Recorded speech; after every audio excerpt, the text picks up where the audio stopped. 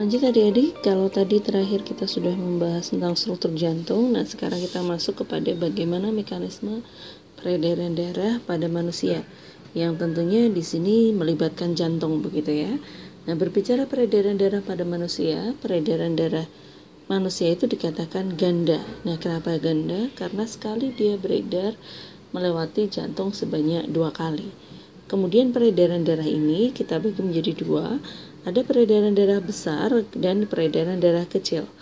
Kalau peredaran darah besar, maka tujuannya adalah ke seluruh tubuh dengan diawali dari bilik kiri, kemudian masuk ke aorta, kemudian ke seluruh tubuh, lalu vena cava, dan kembali lagi ke serambi kanan.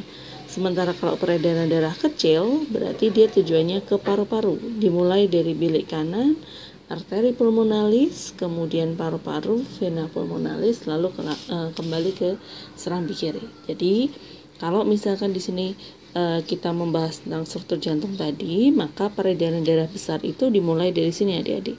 Dimulai dari serambi kiri ya, bisa dari serambi kiri, lalu masuk ke bilik kiri nomor 1, nomor 2, ini untuk peredaran darah besar. Lalu dari bilik kiri, darah akan dipompa, dialirkan ke seluruh tubuh melalui pembuluh aorta. Kemudian dari pembuluh aorta dia beredar ke seluruh tubuh, kembali lagi ke jantung, masuk ke serambi kanan melalui pembuluh yang kemudian disebut dengan vena cava, gitu ya. Jadi dari aorta masuk ke serambi kanan. Nah, yang membawa ke serambi kanan ini adalah pembuluh vena cava, itu baik itu vena cava atas maupun vena cava bawah. Lalu dari serambi kanan masuk ke bilik kanan. Nah, ini untuk peredaran darah besar. Sementara kalau untuk peredaran darah kecil, maka dimulai dari serambi kanan. Kalau untuk kecil mulai dari serambi kanan, yang hijau kecil ya. Lalu yang kedua bilik kanan, lalu dari bilik kanan masuk ke arteri pulmonalis, dari arteri pulmonalis kemudian dialirkan ke seluruh tubuh melalui vena pulmonalis, kalau dialirkan ke seluruh tubuh, dialirkan ke paru-paru gitu ya. Dari arteri pulmonalis dialirkan ke paru-paru, lalu masuk lagi ke serambi kiri melalui vena pulmonalis, begitu. Nah, itu untuk peredaran darah ya. Kemudian ketika kita bicara tentang jantung, perbedaan antara jantung kiri dan jantung kanan itu apa? Bahwa jantung kiri manusia itu ternyata kaya dengan oksigen, sementara kalau jantung kanan kaya CO2. Nah, kenapa seperti itu? Karena jantung kiri ini asal darahnya dari paru-paru, alirannya dari paru-paru, sementara kalau jantung kanan arah alirannya atau arah darahnya itu dari tubuh, sehingga lebih banyak CO2. Oke, kemudian untuk katup tadi sudah dibahas ya, ada 3, ada katup bicuspidalis, tricuspidalis, dan katup semiluna yang ada di arteri pulmonalis maupun aorta. Kita masuk pada pembuluh darah. Nah, pembuluh darah pada manusia ada 2, sebenarnya ada 3 gitu ya, tetapi yang utama adalah yang 2 ini yang sering dibahas di soal, maka saya berikan dulu materi untuk 2 pembuluh darah ini. Nah, yang pertama adalah pembuluh darah nadi atau arteri, lalu yang kedua adalah pembuluh darah balik atau vena. Nah, perbedaan cirinya adalah kalau pembuluh darah arteri, maka arah alirannya dia keluar dari jantung, sehingga karena dia keluar dari jantung maka dia membutuhkan dinding yang tebal dan elastis, karena ketika dia memompa arah pompaan darahnya keluar, kalau pembuluhnya tidak tebal dan elastis maka dia bisa pecah karena tekanannya diperoleh langsung dari jantung. Lalu arteri ini memiliki katup hanya 1 pada bagian pangkal, kemudian denyutnya terasa dan terletak di bagian dalam. Dan arteri ini ketika dia luka maka darahnya memancar karena arah alirannya kan keluar gitu ya, sehingga darahnya memancar dan kandungan darahnya kaya CO2 kecuali arteri pulmonalis. Nah, berbeda dengan arteri, pada pembuluh vena atau dikatakan pembuluh balik, arah aliran darahnya masuk ke jantung sehingga dindingnya lebih kaku dan tipis, kemudian katupnya banyak di sepanjang pembuluh, denyutnya tidak terasa dan letaknya dekat permukaan tubuh. Dan jika dia luka maka darahnya menetes dan kandungan darahnya lebih kaya CO2 kecuali vena pulmonalis gitu. Nah, ini tambahannya, jadi selain pembuluh darah yang tadi saya sebutkan, manusia itu punya satu pembuluh darah lagi, namanya adalah pembuluh kapiler, yang fungsinya sebagai pembuluh darah paling halus menghubungkan antara cabang arteri dengan cabang vena. Sehingga pembuluh kapiler ini biasanya tersusun atas lapis sel, memungkinkan terjadinya difusi oksigen atau pertukaran zat, CO2 maupun nutrisi yang ada di dalam jaringan. Jadi dia pembuluh terkecil yang tipis dan memungkinkan ada pertukaran gas maupun pertukaran nutrisi. Nah, pembuluh kapiler ini pompaannya tidak disebabkan oleh jantung langsung, sehingga kecepatan alirannya menjadi yang paling rendah atau paling lambat gitu. Oke, kita lanjut masuk kepada bagian yang D. Kita sudah masuk pada golongan darah. Nah, golongan darah pada manusia secara sistem ada cukup banyak. Ada sistem MN, ada sistem Rhesus, dan ada sistem ABO. Nah, di sini yang kita bahas adalah golongan darah sistem ABO. Nah, golongan darah ini dia dibagi berdasarkan keberadaan agglutinogen dan agglutinin. Nah, apa bedanya agglutinogen dengan agglutinin? Kalau agglutinogen itu adalah antigen, jadi dia antigen nama lainnya, atau di dalam konteks golongan darah dia adalah zat yang digumpalkan. Nah, sementara kalau agglutinin berarti dia sebagai antibody. Jadi antibody ini tentunya adalah yang menggumpalkan atau dia yang menyerang begitu. Nah, contoh di sini kita bahas ada 4 golongan darah A, B, AB, dan O. Perbedaannya adalah kalau golongan darah A, maka dia memiliki antigen atau agglutinogen A. Sementara agglutininnya atau antibodinya adalah anti B. Kalau golongan darah B, maka dia punya agglutinogen B, lalu agglutininnya anti A. Sementara kalau AB, agglutinogennya A dan B, agglutininnya dia tidak punya.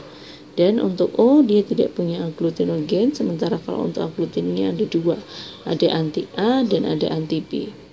Nah, dalam konsep transfusi darah, kita mengenal ada 2 tipe istilah gitu ya. Ada pendonor dan ada resipien. Pendonor itu berarti yang memberikan darah, sehingga nanti dalam konsep transfusi, pendonor ini yang ditentukan adalah dilihat agglutinogennya.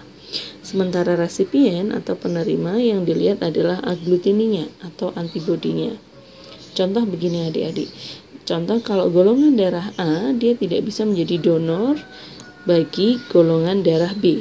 Nah, kenapa? Karena golongan darah A itu harus dilihat agglutinogen ya. Kalau golongan darah A, jadi misalkan begini adik-adik. Jadi ini ada donor, ini ada resipien. Jadi donornya adalah golongan darah A, resipiennya golongan darah B. Nah, golongan darah A itu punyanya adalah A dan beta atau anti B. Kalau golongan darah B punyanya agglutinogen B dan agglutinin alfa. Seperti tadi di konsep awal sudah dijelaskan, kalau donor lihat agglutinogen berarti lihat yang depan. Kalau resipien lihat agglutinin berarti lihat yang belakang.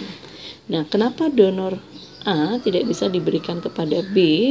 Karena resipien atau antibodi alfa pada golongan darah B akan menolak agglutinogen A pada golongan darah A sebagai donor. Jadi, karena agglutinin alfa pada darah resipien itu akan menggumpalkan agglutinogen A pada darah donor, gitu ya. Jadi, dalam konsep penggumpalan atau agglutinasi, dia akan terjadi ketika anti A ketemu dengan agglutinogen A atau anti B ketemu dengan agglutinogen B.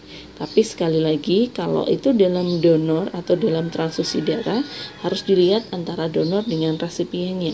Kalau donor dilihat agglutinogennya, kalau resipien dilihat agglutininya. Jadi kenapa A tidak bisa menjadi donor bagi B?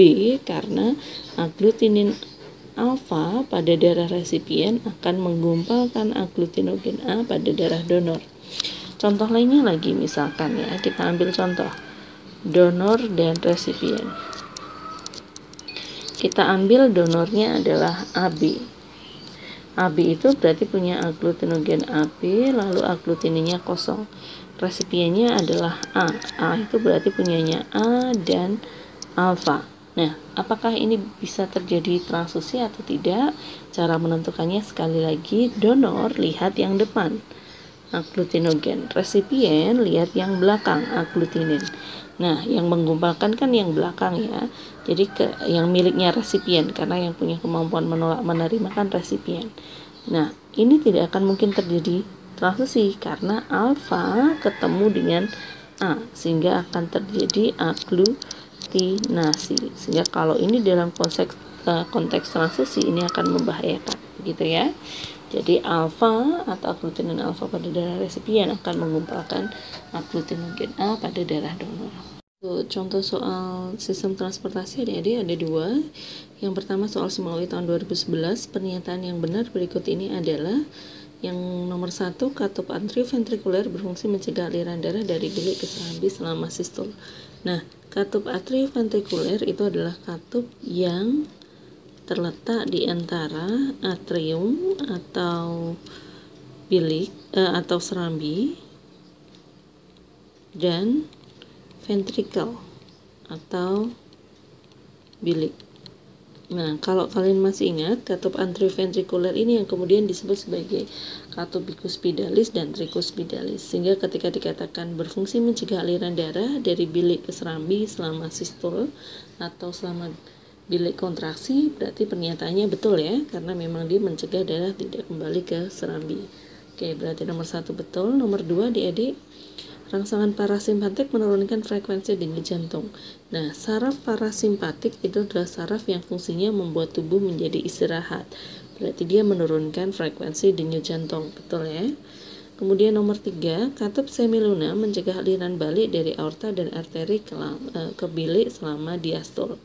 Nah, katup semiluna ini adalah katup yang ada di bagian aorta maupun arteri supaya darah tidak balik ke bilik selama dia mengembang gitu ya. Betul. Berarti jawabannya 3. Nomor 3 betul. Nomor 4, otot-otot jantung bekerja dengan sendirinya tanpa disadari. Otot jantung. Nah, otot jantung itu kan sifatnya involuntar ya adik-adik. Artinya dia bekerja dengan sendiri tanpa kita sadari. Betul ya? Oke, berarti 1, 2, 3, 4 benar semua, sehingga jawabannya E untuk nomor 1. Kemudian nomor 2, perhatikan gambar berikut ini, bagian yang ditandai nomor 1, 2, dan 3 SBMPTN tahun 2013. Nah, nomor 1 dan nomor 2 inilah yang disebut dengan vena cava adik-adik. Kalau nomor 1 berarti dia vena cava dari tubuh bagian atas, namanya vena cava superior, tubuh atas gitu ya. Kalau nomor 2 berarti vena cava dari tubuh bawah, namanya vena cava inferior. Sementara kalau nomor 3 berarti dia dimulai keluar dari bilik kanan. Ini yang disebut sebagai arteri pulmonalis yang mengalirkan darah dari bilik kanan ke paru-paru. Sehingga jawabannya adalah A. Oke adik-adik, nah itu untuk sistem transportasi pencernaan pada manusia. Nah, bab sistem pencernaan pada manusia ini juga tidak terlalu sering keluar dan dia juga materi yang cukup mudah. Kita akan langsung membahas, seperti kalian pahami bahwa sistem pencernaan pada manusia itu terbagi menjadi beberapa alat pencernaan atau saluran pencernaan. Yang pertama tentu ada mulut, yang fungsinya ada 2, tempat pencernaan mekanik untuk menghancurkan ukuran makanan, mengubah ukuran makanan menjadi lebih kecil, dan ada tempat pencernaan kimiawi yang merubah struktur kimia makanan. Nah, di dalam mulut ada beberapa bagian yang berfungsi. Ada gigi yang berfungsi untuk mencerna atau mengubah makanan yang besar menjadi kecil, artinya dia mencerna secara mekanik. Ada lidah yang berfungsi sebagai indera perasa sekaligus untuk membantu menelan dan mengatur letak makanan. Kemudian ada kelenjar ludah yang mengandung enzim petialin untuk memecah amilum menjadi maltosa. Nah, ludah ini juga di dalam kelenjar ludah ada buffer atau ada cairan penyangga pH yang mencegah pembusukan gigi dengan menetralkan rasa asam yang ada di mulut. Oke, itu untuk mulut. Kemudian yang kedua ada kerongkongan atau esofagus. Nah, kerongkongan itu berfungsi sebagai penghubung antara mulut dengan lambung. Di dalamnya akan terjadi gerak peristaltik, gerakan untuk mendorong makanan masuk ke lambung. Kemudian nomor 3 adalah lambung itu sendiri atau ventriculus. Nah, lambung pada manusia itu berfungsi sebagai tempat mengaduk makanan, mencampur makanan dengan getah lambung menjadi bubur gitu ya. Dan dia juga sebagai tempat pencernaan kimiawi. Nah, nanti akan kita bahas pencernaan kimiawinya bagaimana. Nah, lambung pada manusia dia ada 3 bagian. Ada yang bagian atas namanya adalah kardiak yang berhubungan dengan kerongkongan. Lalu bagian tengah namanya fundus.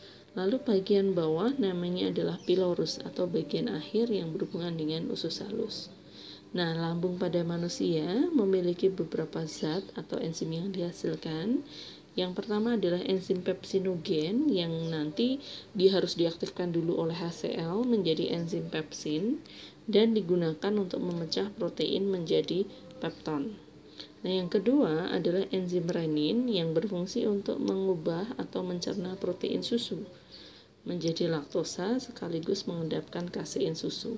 Nah, biasanya enzim renin ini lebih banyak pada anak kecil usia bayi gitu ya, karena dia masih mencerna ASI.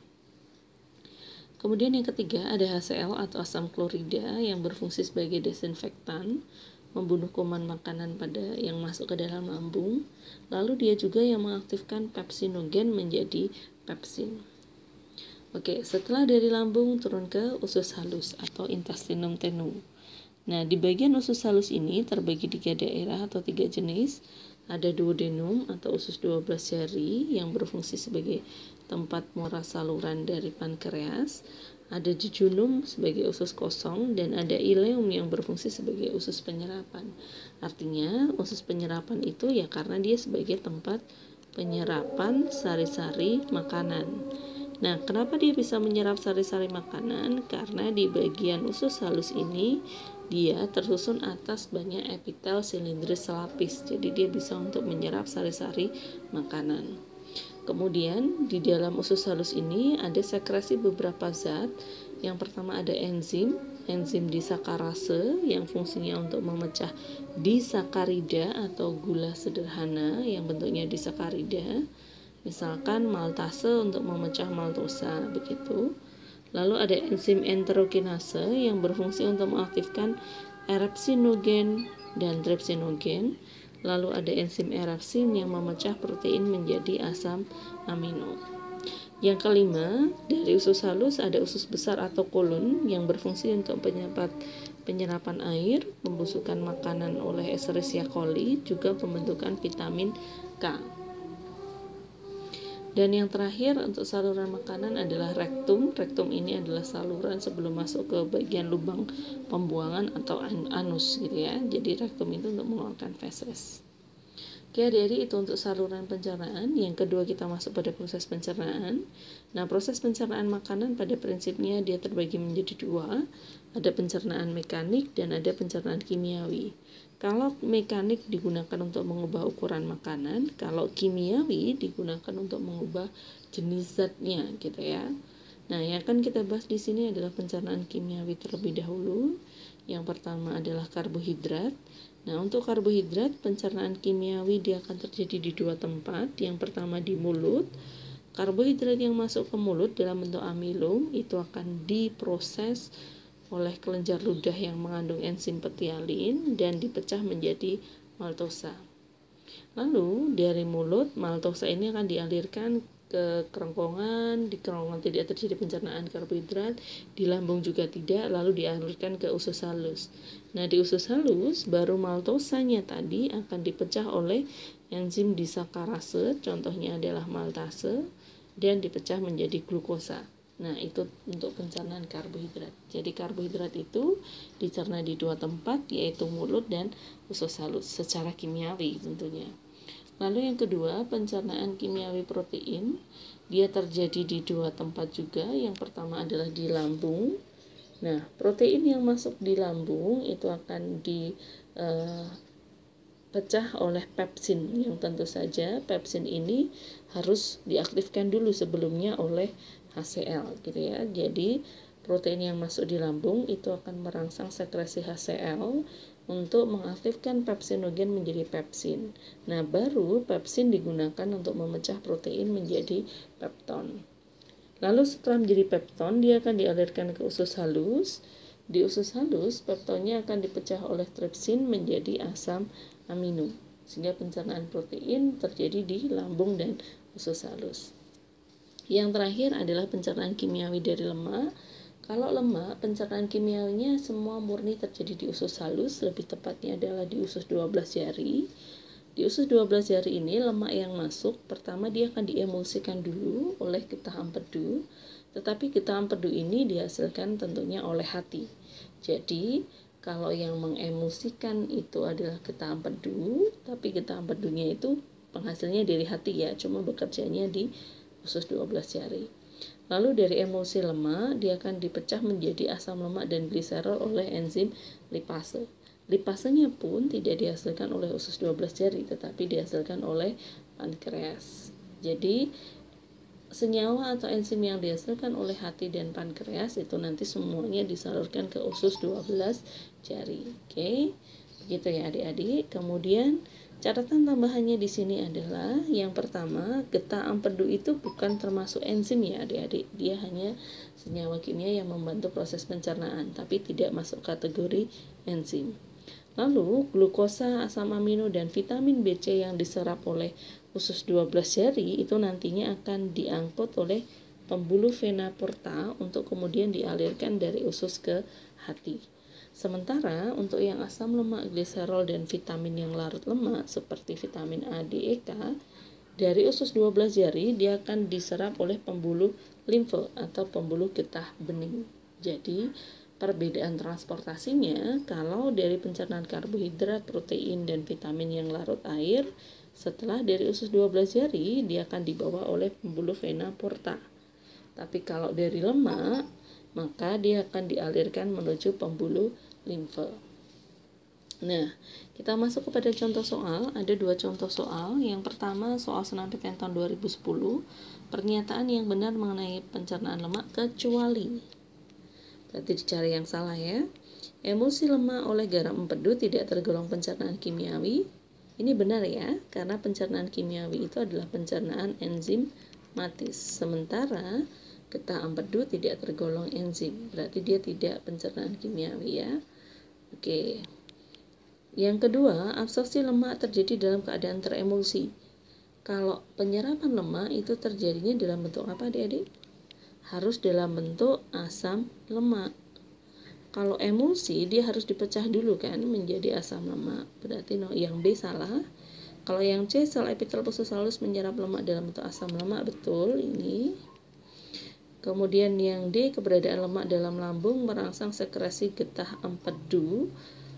Kalau di dalam lemak melewati lambung itu dia juga akan merangsang sekresi getah empedu, betul, karena nanti berkaitan dengan pencernaan lemak untuk diemulsikan gitu ya. Jadi supaya dia ketika lemak masuk dalam usus, getah empedunya sudah keluar dulu. Penyumbatan aliran garam empedu menghambat absorpsi lemak, betul, berkaitan ya, karena getah empedu tersumbat nanti emulsinya terganggu. Berarti nomor 1 yang salah adalah jawabannya B. Nomor 2, kehadiran lemak di usus halus akan merangsang titik-titik soal UM-UGM tahun 2010. Kalau lemak di usus halus tentu akan merangsang empedu, betul ya, karena dia mengemulsikan. Merangsang lipase, betul, karena itu enzim untuk memecah emulsi lemak. Merangsang kolesistokinin juga iya. Nah, apa itu kolesistokinin? Ini adalah hormon yang dihasilkan oleh usus, gitu ya. Hormon yang berfungsi untuk merangsang sekresi empedu. Nah, berarti ini benar. Jadi ini hormonnya dari usus halus. Oke, ini benar. Lalu sekretin itu hormon juga yang dihasilkan usus halus, tetapi fungsinya merangsang sekresi lipase. Nah, ini juga benar. Jadi kehadiran lemak itu akan merangsang kolesistokinin, baru kolesistokinin menghasilkan getah empedu, lalu merangsang sekretin, baru sekretinnya mengaktifkan pengeluaran lipase sehingga terjadi pencernaan lemak. Maka jawabannya benar semua. Sehingga E gitu jawabannya. Oke adik-adik, itu untuk video materi. Selanjutnya nanti kita masuk pada video pembahasan soal. Terima kasih.